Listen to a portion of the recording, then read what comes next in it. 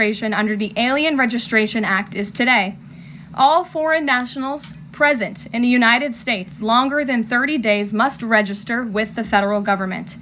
Failure to comply with this is a crime, punishable by fines, imprisonment, or both.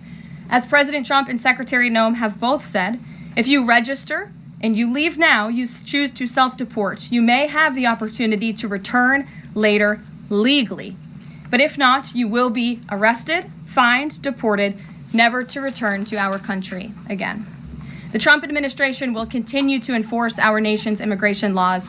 We will not pick and choose which laws to enforce. We must know who is in our country for the safety and the security of our homeland and for all American citizens. Last night, Casina Carolina arrived back safely in the United States after being detained in Russia for more than a year. Since Inauguration Day, President Trump and his team have secured the release of more than 40 detained Americans abroad. This is more than half of the number of Americans released by Joe Biden in 4 years, and President Trump has brought these Americans home in 80 days. This administration will continue to work hard to bring Americans home from around the world. As I've said before, and I will say it again today, everybody in this room has access to the most transparent and accessible president in American history. The cabinet meeting yesterday was further proof. President Trump asked each secretary to provide an update to all of you in the media on the critical work they are doing at their respective agencies to deliver on his agenda. And according to new reporting from the Washington Times, who I believe is in this room today, President Trump answered nearly 100 questions from the press, all of you, during his first 3 open press cabinet meetings this year. That's nearly 20 times the number answered by Joe Biden in cabinet meetings during his entire 4 years in office. In more excellent economic news that was released yesterday, the Consumer Price Index report showed inflation fell to 2.4% in March, smashing expectations for the second straight month in a row. This marked the first drop in consumer prices dating all the way back to the COVID pandemic. Prescription drug prices saw the largest monthly decline on record. Prices for airfare, used vehicles, and car insurance all decreased as well. And energy prices fell 2.4% in March, driven by plummeting gas prices around the country. Also yesterday, House Republicans answered President Trump's call to move forward the budget resolution and officially set the stage for the passage of one big, beautiful bill. The American economy will boom after this bill is passed and the rest of the president's pro-growth agenda goes into effect.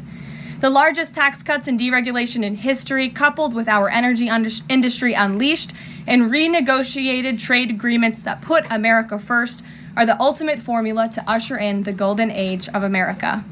On that note, more than 75 countries have now reached out to the Trump administration, eager to address the trade issues that have exploited America and hurt our workers in the process. The phones have been ringing off the hook to make deals, and these countries wisely heeded President Trump's warning not to retaliate, and as a result, they were rewarded with a 90-day pause and substantially lower reciprocal tariff rates during this period so potential solutions can be achieved. Past presidents just willingly accepted the failed status quo on trade that ripped off our workers and our companies. But that's not who this president is. He creates his own leverage and negotiates deals better than anyone else who has sat in the Oval Office before him. And that process is currently underway. On another matter, the deadline for registration under the Alien Registration Act is today. All foreign nationals present in the United States longer than 30 days must register with the federal government. Failure to comply with this is a crime, punishable by fines, imprisonment, or both. As President Trump and Secretary Noem have both said, if you register and you leave now, you choose to self-deport, you may have the opportunity to return later legally. But if not, you will be arrested, fined, deported, never to return to our country again. The Trump administration will continue to enforce our nation's immigration laws. We will not pick and choose which laws to enforce. We must know who is in our country for the safety and the security of our homeland and for all American citizens. I also have a note from the First Lady to share with you on this Friday.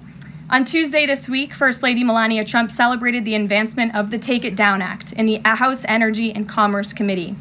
The important legislation passed the committee with bipartisan support And as you may remember, the president talked about this bill in his address to a joint session of Congress last month. The First Lady remains dedicated to her championing child well-being, ensuring that every young person can thrive, and of course, championing her Be Best agenda. We urge Congress to swiftly pass this important legislation. Here in our new media seat today, we have Jordan Berman.